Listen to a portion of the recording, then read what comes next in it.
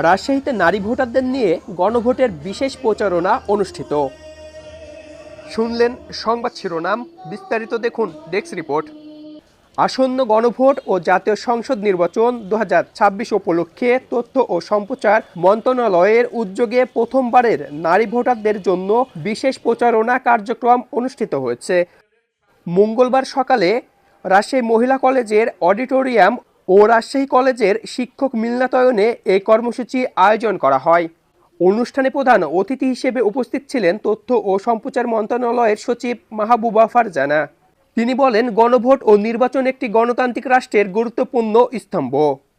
আপনার পছন্দের প্রার্থীকে সচেতনভাবে ভোট দিয়ে দেশের ভবিষ্যৎ নির্ধারণের তরুণ ও প্রথমবারের ভোটারদের ভূমিকা অত্যন্ত গুরুত্বপূর্ণ। তিনি শিক্ষার্থীদের উদ্দেশ্যে বলেন, পরিবর্তনের চাবিকাঠি এখন আপনাদের হাতে। জুলাই আন্দোলনের মাধ্যমে যে পরিবর্তনের আকাঙ্ক্ষা তৈরি হয়েছে, সেই সংস্কার বাস্তবায়নের জন্য গণভোটে হ্যাঁ ভোট দিতে হবে। পাশাপাশি তিনি শিক্ষার্থীদের আশেপাশের সাধারণ মানুষদের মাঝেও গণভোট সম্পর্কে সচেতন ছড়িয়ে দেওয়ার আহ্বান জানান। মাননীয় প্রধান উপদেষ্টার কিছু বার্তা দিয়ে তিনি বলেছেন, এবারে নির্বাচন হবে একটি ইউনিক নির্বাচন এবং শতাব্দীর সেরা নির্বাচন।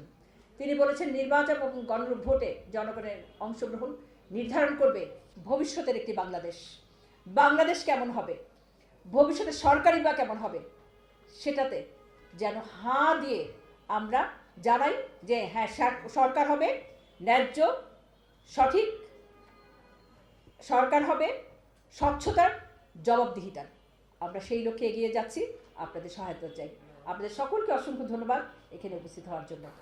অনুষ্ঠানে বিশেষ অতিথি হিসেবে বক্তব্য রাখেন রাজশাহী জেলা প্রশাসক আফিয়া আক্তার, রাজশাহী বিভাগের বিভাগীয় commissioner doctor ANM Bazlur Rashid, Rajshahi মহিলা কলেজের অধ্যক্ষ অধ্যাপক সারোয়ার জাহান এবং রাজশাহী কলেজের অধ্যক্ষ অধ্যাপক ডক্টর মোহাম্মদ ইব্রাহিম আলী। এ সময় তারা নারী ভোটারদের অংশগ্রহণ বাড়ানো, সঠিক তথ্যভিত্তিক সিদ্ধান্ত গ্রহণ এবং গুজব থেকে দূরে থাকার ওপর গুরুত্বারোপ করেন। পাশাপাশি সংস্কারের লক্ষ্যে গণভোটে হ্যাঁ ভোট দেওয়ার আহ্বান জানান।